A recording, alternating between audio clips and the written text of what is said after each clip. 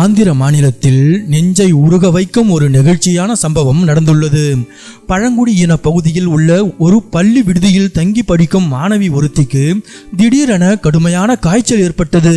சுற்றிலும் அடர்ந்த காடுகளும் கரடு முரடான மலைப்பாதைகளும் நிறைந்த அந்த பகுதியில் அவசர உதவிக்கு ஒரு வண்டி கூட வர முடியாத நிலை. இதை கண்டு பதறி போன அந்த பள்ளியின் விடுதி காப்பாளர் ஹேமா ஒரு நொடி கூட யோசிக்கவில்லை.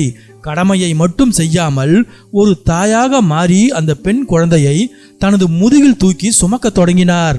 ஆந்திர மாநில மகளிர் ஆணைய தலைவி டாக்டர் ஷைலஜா ராயபதி பகிர்ந்துள்ள அந்த வீடியோவில் ஹேமா அவர்கள் அந்த நோய்வாய்ப்பட்ட குழந்தையை தன் முதுகில் பத்திரமாக சுமந்து கொண்டு காடுகளுக்கும் மலைகளுக்கும் இடையே இருக்கும் மேடு பள்ளமான ஒற்றையடி பாதையில் சளைக்காமல் நடந்து செல்லும் காட்சிகள் பதிவாகியுள்ளன.